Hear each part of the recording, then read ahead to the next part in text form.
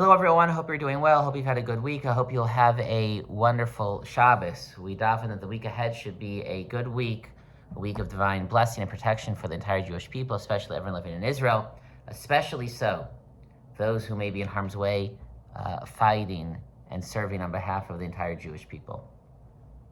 We have two parshas this week, Matot-Masei, and towards the end of the second of the two parshas, the Torah once again revisits the concepts of the Rotzeach B'Shogeg and the Goel Hadam, the person who kills inadvertently by mistake, and the concept of the Redeemer, the Avenger of the blood. The Torah says that if someone kills by mistake, they must run, they must flee to one of the Arei Miklat, to one of the cities of refuge. It's a kind of punishment, an exile, a galus, but also it protects the person, for if they stay in the city of refuge, then no one is able to harm them.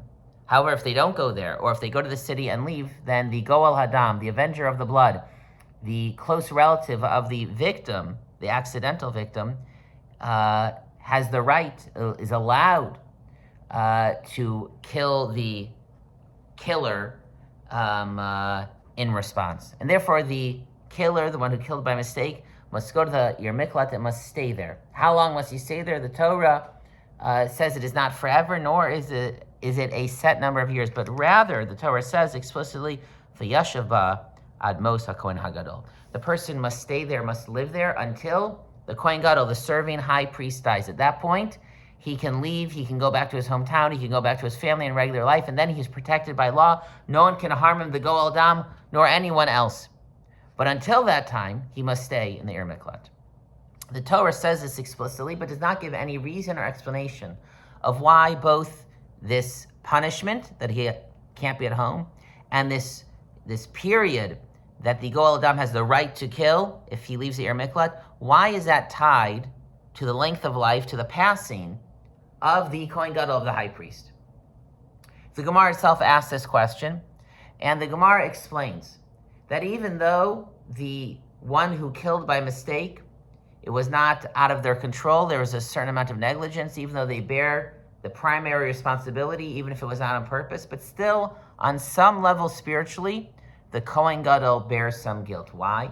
Because the Kohen Gadol was meant to every day be praying for the Jewish people that no tragedy should befall any Jew.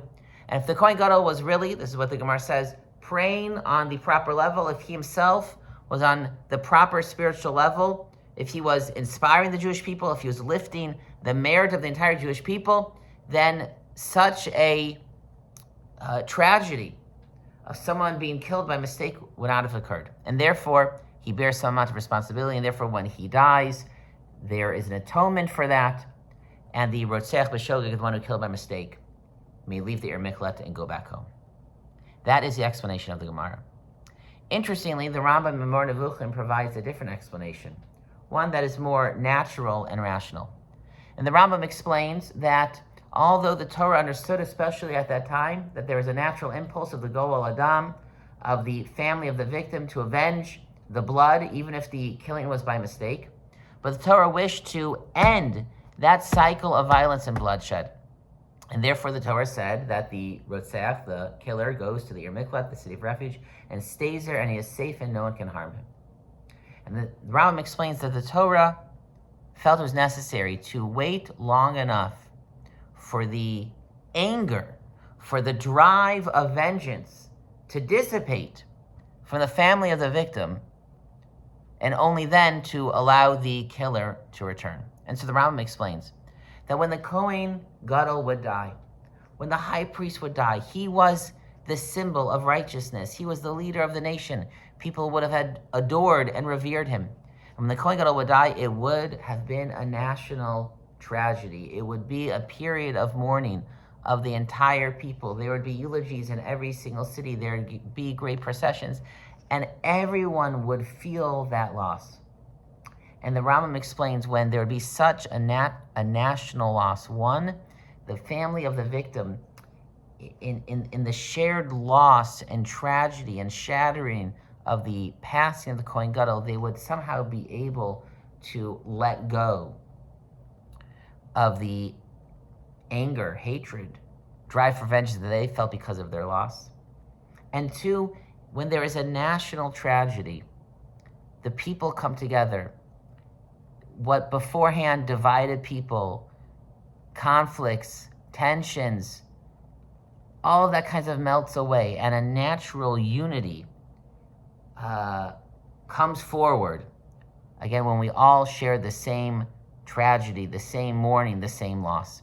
And therefore, in the wake of the death of the Kohen Gadol, these two families that would have had such animosity between them because of this accidental killing, that would have been softened, it would have gone away, and instead we would have brought back the natural state of unity and connection and solidarity. And therefore, at that point, the Torah says, the one who killed by mistake will be able to leave.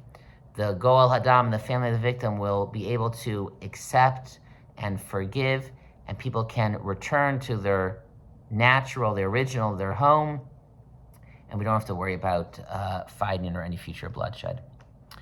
We know this to be true. We know this from our own lives, our own experience, that in the wake of tragedy, so there is incredible unity. We come together, we feel the solidarity, we feel connected to everyone. We are all in this together. We, of course, felt that and still do feel it, but we felt it even more intensely in the immediate time after the October 7th tragedy. In American context, there was incredible patriotism and unity after 9/11. But then, of course, all of these feelings somehow dissipate, weaken, and we return back to a state of, unfortunately, sometimes division, tension, conflict between groups within the nation, whether it's the American nation or the Jewish people. We are in the 3 weeks, and this week we will begin the 9 days, a period in which we reflect on the destruction of the Beis HaMikdash and other tragedies in Jewish history. And our sages teach that the Beis HaMikdash was destroyed because of sinas chinam, because of baseless hatred, division, and conflict within the Jewish people. And therefore, it is particularly at this time that we work to increase unity and solidarity, identification, and stronger connections between ourselves and every single Jew. And we remember those times. We remember what it felt like, unfortunately, after tragedy, in hard times, when we felt that we were all together, when we felt connected, when we felt we were in this as one.